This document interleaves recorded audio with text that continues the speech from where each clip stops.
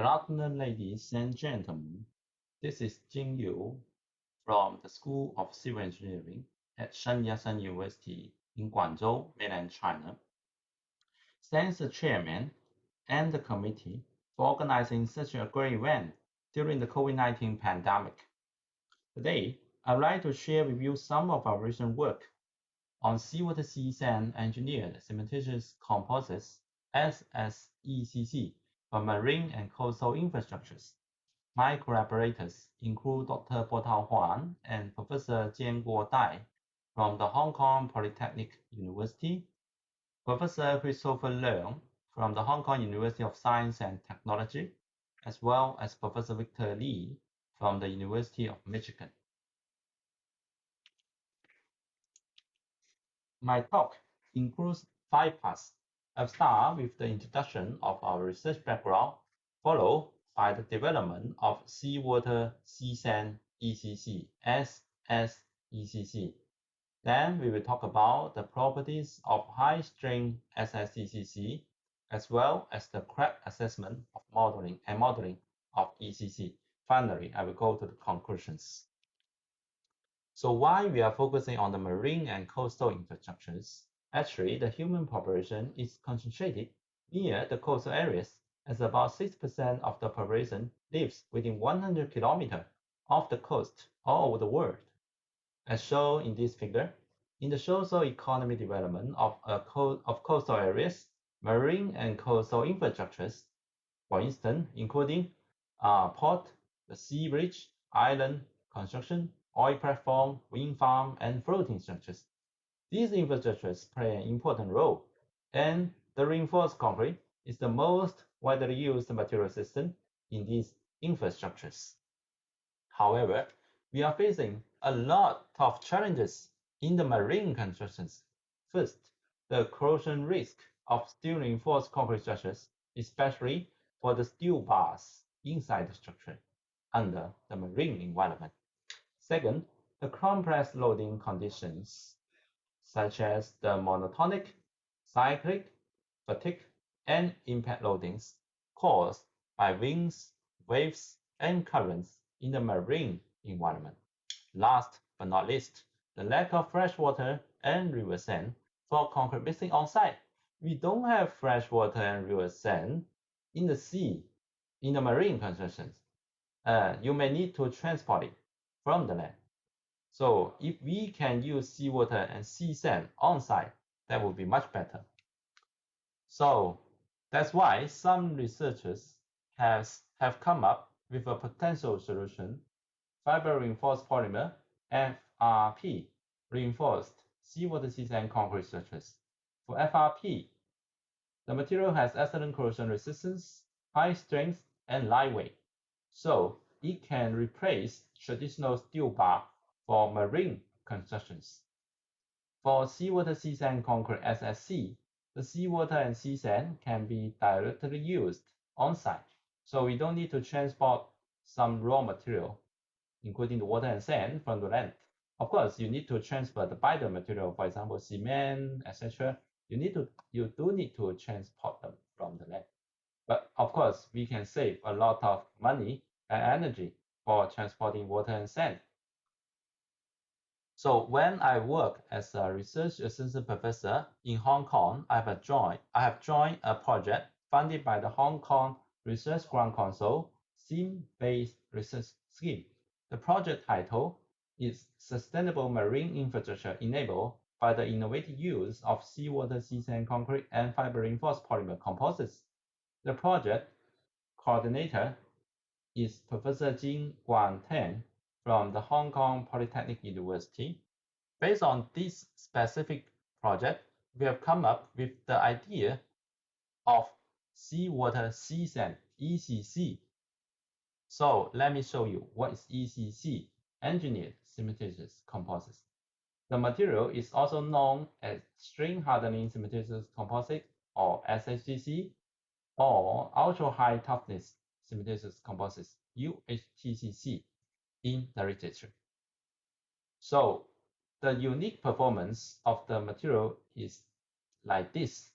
When you put the material under universal tension, it has string hardening, and multiple cracking. Like this, you can see many fine cracks under tension. When you put the material under bending, a picture shown here, no steel bar here, only the material itself. So it can bend like this, like a steel plate. So that's why in some social media, they call it bendable concrete, I've also included a picture showing the comparison among different concrete material under tension. Here is the tensile stress versus tensile strain. You can find this figure in a recent publication by us in last year, actually. Here is we have some indexes, including the compressive strength, tensile strength, and the ultimate tensile strength. So for ordinary concrete, the compressive strength is about typically 20 to 80 MPa, and the tensile strength is 2 to 5 MPa. While for this kind of brittle material, the ultimate tensile strength is only about 0.01%, only about 0.01%.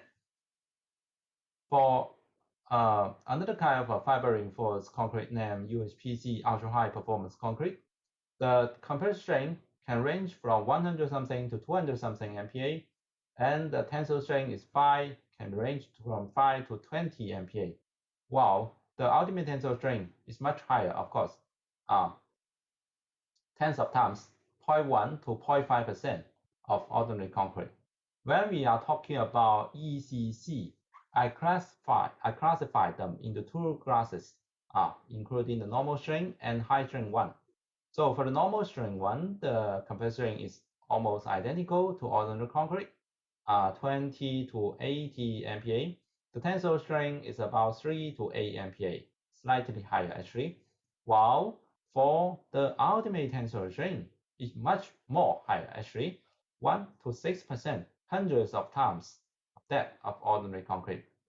Similar for the high strength ECC, the compressive strength is much higher, of course, to 80 to 200 MPa, something like that. And the tensile strength can range from 8 to 18. Actually, I classify this high strength and normal strength based on the tensile strength. So you see here 3 to 8 and 8 to 18.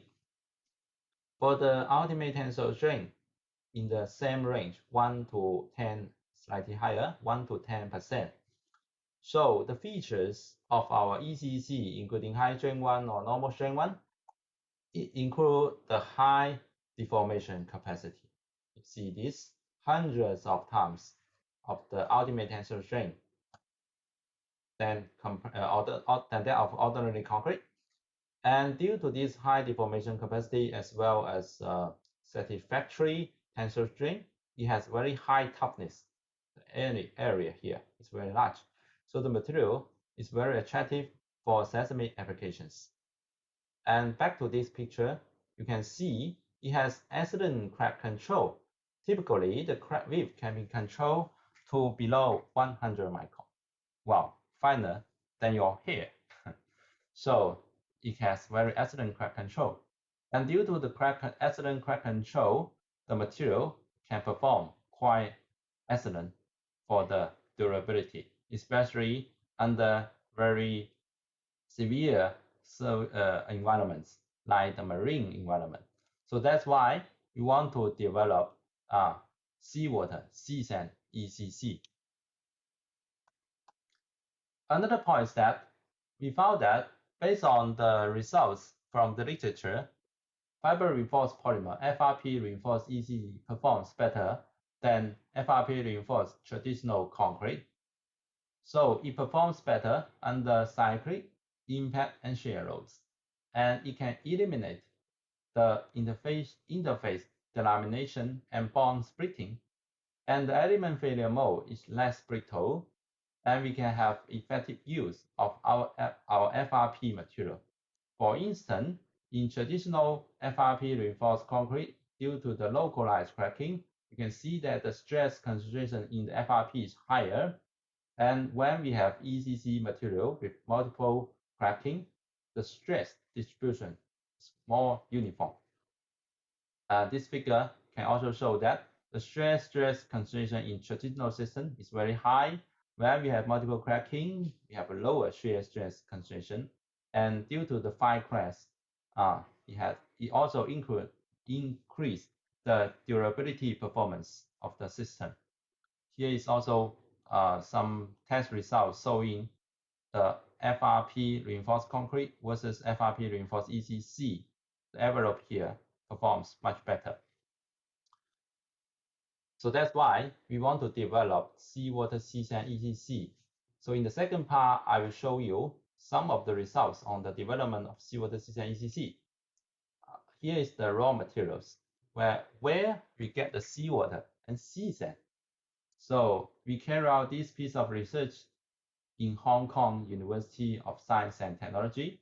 So here is our campus. We go down and then collect seawater, CSAN. So for the particle size distribution of our CSAN, you can see that the gray is here. And when we are talking about 0.6 to 1.18 mm, it's about 13 or 14%. The dominant one actually is 1.18 to 2.36 mm, about over 60% actually. And for the water, we have fresh water and seawater in our study to have some comparison on the effect of different water. So fresh water is the tap water in Hong Kong, and the natural seawater, we collect the water there, and then we analyze the ions. But to control the quality of our ingredients, especially the water, seawater, we use artificial seawater in this study. We purchase some sea salt and use the sea salt to make seawater solution. So the results are here. You can see that all the ions are very close to the natural one. So that's why we use artificial seawater in our study. So we have two classes, right? Normal strength one and the high strength one. For the normal strength ECC, the water body ratio is about 0.3, and for the high strength one is 0.18. In each series, we have two groups. One is the seawater one, seawater CSAN one is the freshwater and wash sand one. For the sand, SS1 we use CSAN, and for the freshwater case group, we use washed CSAN so that we have identical particle size, but for this one, we wash out the ions. And for water, of course, seawater and freshwater, similar for the high strength series. And for the fibers, typically for the normal strength one, we use PVA, and for high strength one, we use PE. So this is out of the scope of this presentation, so I will not go further on different fibers. The first result is on the setting time. So for the blue one is freshwater one, gross freshwater case, and the red one is the seawater case. Using seawater and CSAN reduce the setting time by about 20% for the normal strength ECC here, and about 10% for high strength ECC as shown here. These reductions should be due to the acceleration effects from these ions in seawater on the hydration of C3S phase in Portland cement. For the tensor performance, actually is a very unique test for ECC. Oh, mouse cannot move. Something wrong. And so for the left figure, we can see that we have a dot bomb shape or dumbbell shape sample, and we group the two ends and then carry out the tension. We use 2 LVDT to measure the deformation for the middle region. Sorry, the mouse cannot move.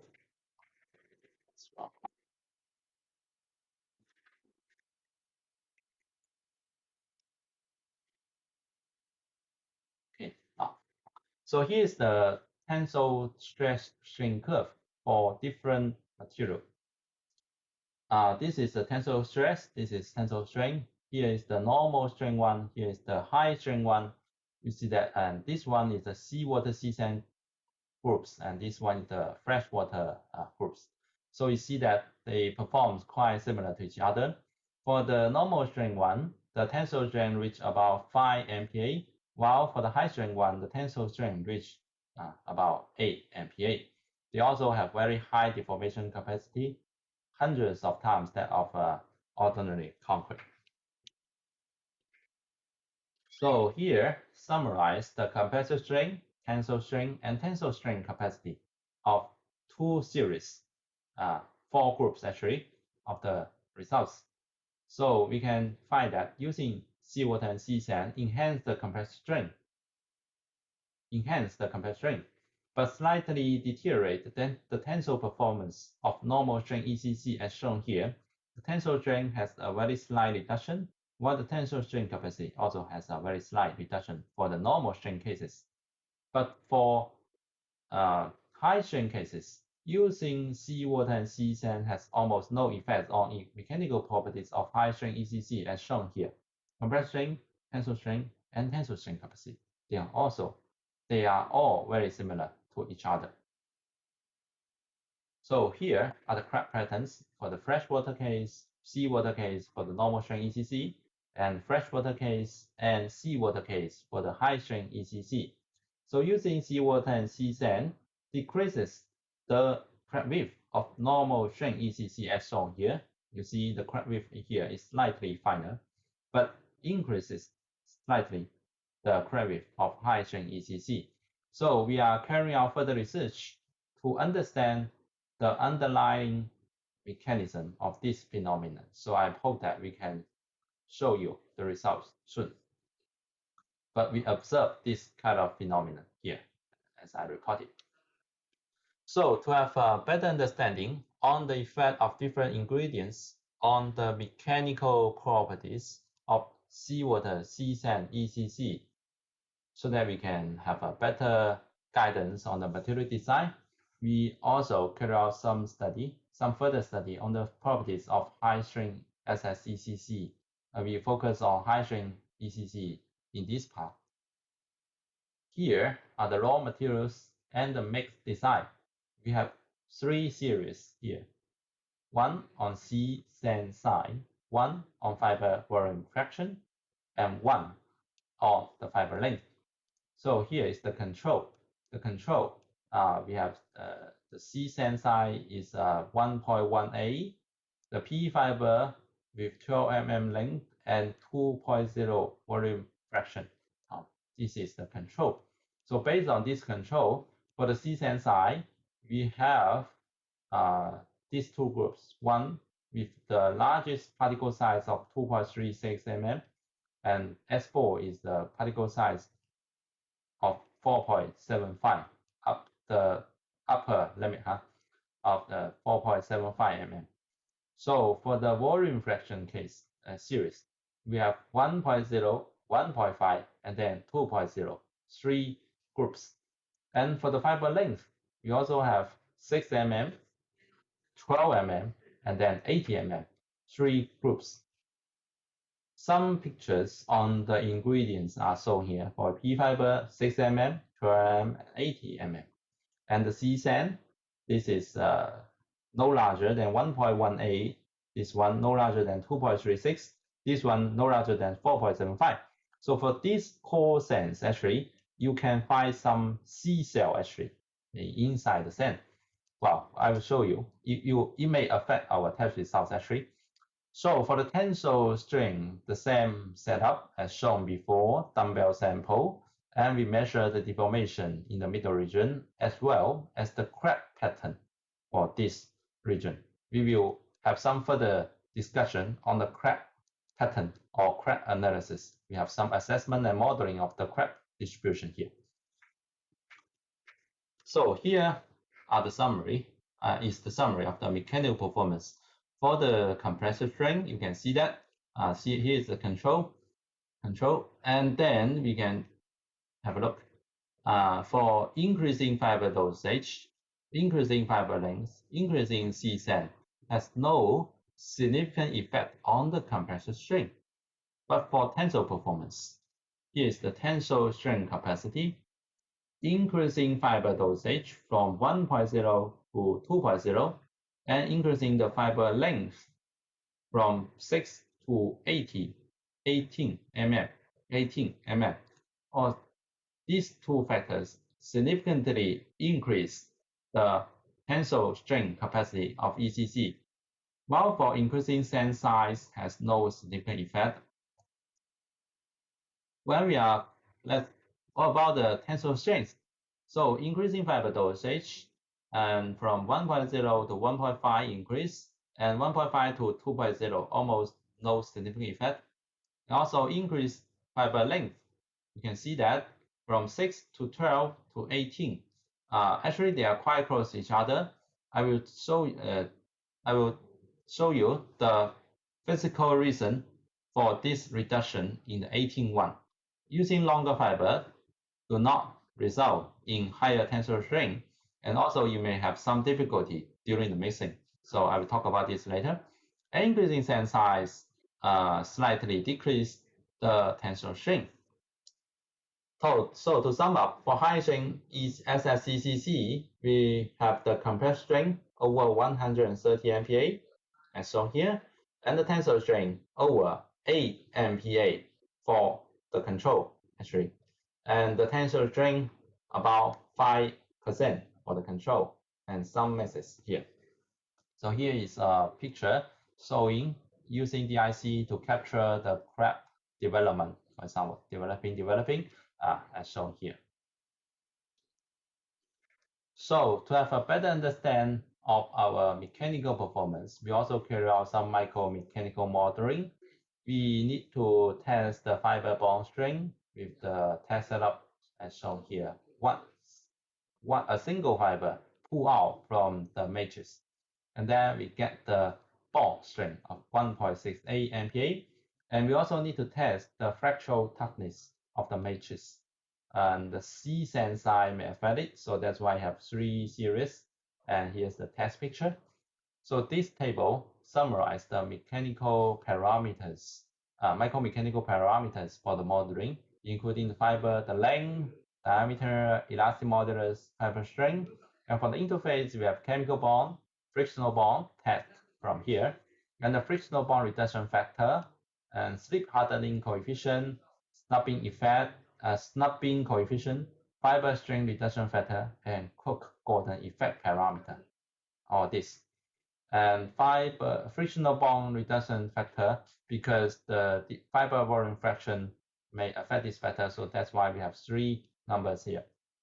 And for the matrix, we need to know the fractional toughness here, and the modulus and cracking strength of the matrix, as well the matrix boring parameter. So I will not go to the detail of all these parameters. If you are interested in this modeling, you can go to our publication. I will show you the paper title at the end of our presentation. So here is the results. The simulated sigma delta. Sigma is the fiber bridging stress, and delta is crack opening curves for Seawater C-sand series. Seawater C-sand ECC. So for fiber dosage series, increasing the fiber content, you see the curve from the green one to the blue one to the red one, increasing fiber dosage. And also for fiber length, green, blue, and red for the fiber length series, increasing fiber length. So the curve is higher. And for the fiber status, we have several kinds of fiber, right? The fiber is pulled out from 2 ends. You have 2 ends debond, one side debond and another pull out, and you can also you may break the fiber, and also the pull out case. So for SS-ECC with different fiber lengths, as shown here. So for the long fiber case with 80 nm, you see this green region. We don't find this in the previous 2 regions, right? So in this green region, it has a quite significant portion of fiber rupture. So that's why you see this curve is going down here. That's why we said that just now. And the ultimate tensile strength of the ECC is not really high for this 18 mm case. To prove this, we also carry out SEM analysis on the fiber status. So this is a 12 mm case, and this 18 mm case. And I mentioned just now, we have a large portion of rupture. So fiber rupture is the red curve. You see a lot of rupture. Or so this one is the 6 mm, no rupture observed, no, well, and at least not significant, right? And for the 12 mm one, we have some, and for this 18 mm case, we have quite a large portion of rupture. The rupture can be shown here. One typical fiber failure mode is shown here. The pull-out end is like this, and the rupture end is like this. So we prove that when we are using longer fibers, as long as 18 mm, we have a large, quite significant portion of fiber rupture, as shown in the SEM images, as well as the micromechanical modeling. We also evaluate the pseudo-strain hardening indices, including the strain criterion and the energy criterion. The strain criterion is like this, and energy criterion is like this. I will not go to the detail. And this criteria is important for the ECC design. It based on this feature, the sigma delta. We have modeled this, right? So the sigma 0 larger than the first cracking, sigma 0 is here, larger than the first cracking strain. And the energy criteria is the JB prime. Compulsory energy is larger than the J tip. J tip is for the steady state cracking. So if you want to know more detail on this design criteria, you may go to Professor Victor Lee's book or our paper shown at the end of this presentation. So when we summarize the results for the pseudo-strain hardening strain, for the strain one, here is the energy one. It's like this. So for different, this is the model result. This is a real test result, the strain. So we see that the model result support our experimental results. And also, we evaluate the distribution of the tensile strain like this, and we use a variable distribution, and for different variable parameters, we fit the distribution of tensile strain as shown here. Based on the fitting, we propose a probabilistic model of our tensile strain. The initial distribution is like this. And based on our test result, we fix some condition, and we have the transfer equation like this. And finally, we have a target model. And here I show the model and the test results. So the dots are our test results. And these color curves are different colors, our model. You see that with this color model, we can predict the tensile strain distribution for some other methods. For example, we only test 4 groups of fiber doses, right? You may ask me, what's the performance of the material with 0.75 strain? Then we can use the model to predict it. And also for the fiber length and the sand size. Oh, yeah, this one, you can see that the sand size has no significant effect on the tensile strain capacity. So this is a good news for us because, as I mentioned at the very beginning, we have a large portion of core sands in the sea sand. If you can use larger sea sand, that's better. So the last part is on the crack assessment and modeling of ECC. And we select typical tensile curve of SS-ECC from the third part. For example, one group, typically we have at least 4 test curves. We select one typical curve closest to the average was selected from each group to further analyze the cracking characteristic at different strain levels like this. So we select the red one. Here is one example, the cracking characteristics of this specific mix. Actually, it's the control mix.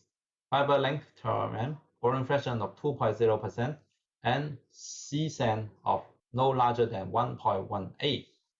So the strain level A is set as 0.0, reflecting the strain under the serviceability target. You know that typically for our steel rebar, you yield at this range of strain level.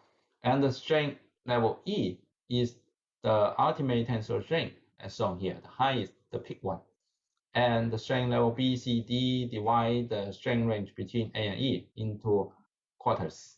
So as we took pictures to analyze the crack pattern, right? So for this A, B, C, D, E, different loading stages, different strengths here, and the crack pattern is shown this, starting like this, and then more cracks, more cracks, more cracks, more cracks. So we have analyzed the crack pattern, cracking characteristics of this kind of ECC under different strength levels. So A, B, C, D, E here, we use Weibull distribution. It shows we have Weibull distribution as well as the log normal distribution, the red one and the blue one. We find that Weibull distribution shows higher correlation coefficient than the log normal distribution as shown here. And cracking of ECC is related to the internal flaws. That's why we think that it can explain why Weibull distribution is better here. This is the fitting, and the circle one is the test results actually. And for the correlation coefficient, we summarize them here. The Weibull one, the log normal one. So you have Weibull one divided by the log normal one larger than 1 here, like this. So here's the results. The results that major findings that the correlation coefficient of Weibull distribution RW is higher than that of log normal distribution for most cases like this. So we think that the Weibull distribution is better to describe the crack pattern or crack characteristics of our ECC material. And for the mean values and standard variations of the crack widths are shown here. The mean value of Weibull distribution, we found that Weibull distribution is better. So in the later discussion, we only use the Weibull distribution. The mean value is like this. And for different series, right? For the sand size series, fiber dosage series, and fiber length series, the results are shown here. And for the standard variance of the Weibull distribution, like this is shown here. And also for the crack distributions at the failure stage, the mean value, the standard variance like this. Here the sand size, the PDF, probability density function PDF here. The sand size, fiber dosage, and the fiber lengths are here. They are all summarized here.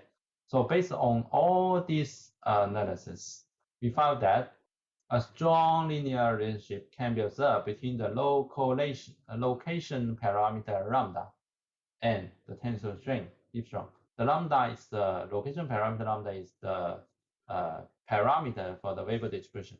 This phenomenon can be utilized in the probabilistic modeling of cracking characteristics of ECC in future study, shown here, and also for the shape parameter K of Weibull distribution.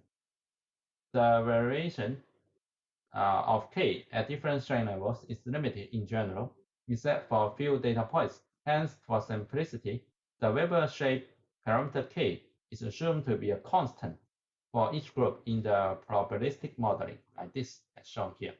So based on the location parameter and the shape parameter, we propose the probabilistic modeling of the crack width here. And so here is the test results.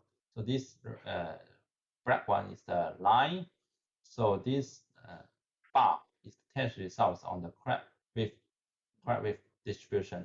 And this is the model PDF, like this. So for this specific case, the control case actually 12 mm fiber, full volume percent fiber, and the sand no larger than 1.18. And also you can see this probability density of crack width. So yeah, for different curves. And the reliability. Another point is the reliability. So you can see this 99% reliable here, 50% here, and 0% is here. So based on these results, this model, you can predict the target loading strength. Let me show you one case here. Yeah, here is another case. For this one is S1, 1.18 case. This S2, no larger than 2.36 mm. Very similar results. So why we need this model? The proposed model can be used to estimate the critical tensile strength for given crack width limit and cumulative probabilistic. Like this. For example, for a crack width limit of 100 micron and the cumulative probabilistic of probability of 99%, the critical tensile strength of L12 12mm V 2.0 S1, and this case are the largest, like this, 2.64. Where's it? Is here, and 2.77. This line is as shown here, So the 99% cumulative probability, 99% cumulative probability, like this. So this model can predict, estimate the critical tensile strength for given crack width limit and cumulative probability. So here come to the conclusions. We also propose a 5D assessment of our seawater SEM-ECC, including Y5D, compressive strength, of course, is very important, and the tensile strength, tensile strain capacity, as well as some indexes reflecting the crack width to have proportional train. We use a reciprocal of crack width and the reciprocal of a crack width variance, like this. So there's 1 divided by the average crack width and 1 divided by the variance, like this. So for 3 series, the SEM series, the fiber dosage series, and the fiber length series, we have drawn this 5D radar assessment figure. Based on this figure, we can find that for this one, the green one is better, right? So generally speaking, so this one is L12V 2.0 and S2. And for this one, the blue one is better, the L12V 2.0 and S1. Also, this one, L12V 2.0 S1, the same, the green one, identical to this one. So we think that based on the compressive strength, the tensile strength, the tensile strain capacity, as well as the crack width variance, these two index should be very low and this one should be high. We think that we recommend L12V 2.0 and S1 or S2 are the very good mixed proportion for our seawater SEM-ECC. So here are the major conclusions. High strength seawater SEM-ECC with compressive strength over 130 MPa, tensile strength over 8 MPa, and tensile strength capacity about 5% were achieved. Using seawater and SEM has almost no effects on the 28-day mechanical properties of ECC. And for SS-ECC, increasing fiber length and dosage enhance the tensile strength capacity, and SEM size had very limited effects on the tensile performance. So we can use coarser SEM up to 4.75. The tensile strength capacity and crack width of SS-ECC follow the Weibull distribution very well, and a probabilistic approach was proposed to model the stochastic nature and evolution of the crack width distributions of SS-ECC at different strength levels, and a 5D representation of characteristics and mechanical performance was introduced to graphically assess the overall performance of our seawater SEM-ECC. The overall performance of these two methods was outstanding. The related publications are shown here. If you are interested in our results, you may want to go further to our publications. They are all published in recent 2 years in 2020 and 2021 in some journals. So thank you very much for your attention.